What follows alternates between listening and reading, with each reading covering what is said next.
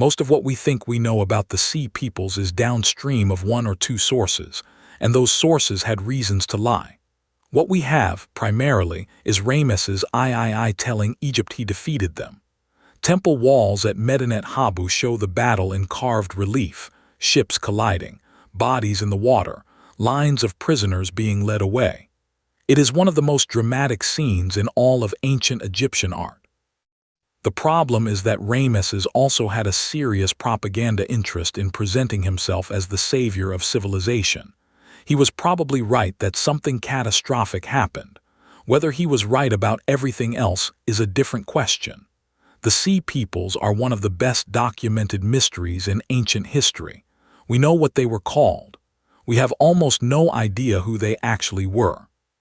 The primary evidence for the Sea peoples comes from Egyptian monumental and administrative sources. Two pharaohs documented large-scale encounters with groups the Egyptians classified as foreign raiders. Merneptah, who recorded a battle in the western Delta region in the late 13th century BCE, and Ramesses III, whose mortuary temple at Medinet Habu preserves the most detailed account. We have carved reliefs and accompanying hieroglyphic text describing two waves of attacks, one by land and one by sea, in the early 12th century BCE. The inscriptions name specific groups: the Peleset, the Tejeker, the Shekelesh, the Denian, the Weshesh, and others. Some of these names appear in earlier Egyptian records as well. The Shardana show up as mercenaries in the Egyptian military before appearing as enemies a generation later. What the inscriptions describe is not a single raid but a pattern. Groups moving in large formations, with families, by land and sea, settling as they went. The Medinet Habu text uses language that suggests organized migration as much as military invasion. Cattle carts, women and children, a movement of peoples rather than a raiding party. But here is the first catch. Egyptian inscriptions are victory monuments. The genre requires certain things. The pharaoh wins. The enemy is described as overwhelming, so the victory seems greater. Exact numbers are inflated by convention. The record is real, something major happened, but how much of the framing is propaganda and how much is reportage is a question the stone cannot answer. The Sea peoples do not enter an empty stage. They arrive during one of the most dramatic collapses in pre-industrial history. In roughly 50 years on either side of 1200 BCE, palace economies across the eastern Mediterranean faltered or disappeared. The Hittite Empire, which had controlled much of Anatolia for centuries, collapsed. Its capital was burned and abandoned. Ugarit, the great trading city on the Syrian coast and a hub connecting Mesopotamia, Egypt, and the Aegean, was destroyed and never rebuilt. A clay tablet found in Ugarit's ruins, apparently never sent, reads as a desperate appeal to neighboring rulers. The enemy ships are here, everything is burning. The Mycenaean palace centers in Greece collapsed within roughly the same window. Linear B writing, used for palace administration, vanishes with the palaces. This is what historians call the Late Bronze Age collapse, and for decades the Sea peoples were the leading explanation.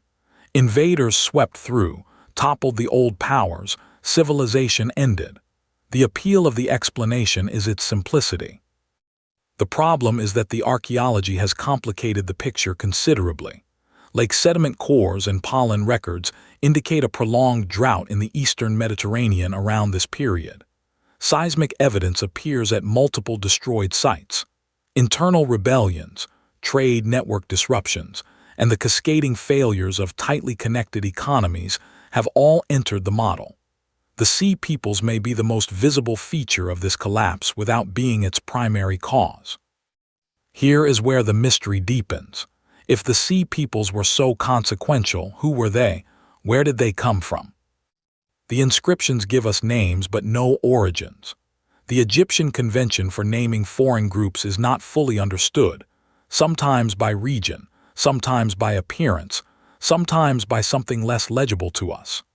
The Peleset, who appear in the Medinet Habu inscriptions, and then in later Egyptian administrative texts as a settled population in Canaan, are widely linked to the biblical Philistines. The archaeology at sites like Ashkelon and Tel Ashdod does show a significant cultural change in roughly the right period. New pottery styles with Aegean parallels, new architectural forms.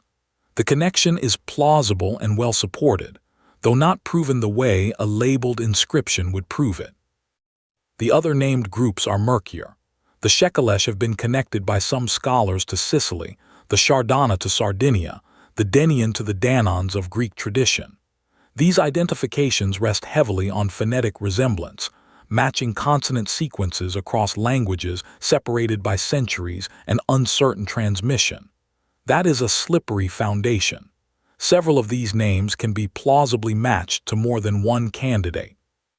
One increasingly influential reading is that the Sea Peoples were not a coherent ethnic group at all, but a designation the Egyptians applied to a diverse coalition of migrants and displaced populations, Hittite refugees, Mycenaean survivors, populations of destroyed Anatolian cities, all moving simultaneously through a collapsing world. In this view, the Sea Peoples are not the cause of the Bronze Age collapse but its human wreckage. The scholarly debate has shifted over recent decades from who were they and where did they come from to a more fundamental question: what is the right frame for the event at all? The older model was essentially invasionist. A wave of aggressive outsiders swept through, caused destruction, and ended an age. This made narrative sense and fit the Egyptian account. It also, somewhat awkwardly, mapped onto older ways of thinking about migrations and civilizational replacement. The idea that collapses need an external agent, a people who arrive and destroy what was there before. The newer models are more systemic. Work drawing on paleoclimatology, comparative archaeology, and research on how complex interconnected systems fail has pushed towards something like a multi-cause interpretation.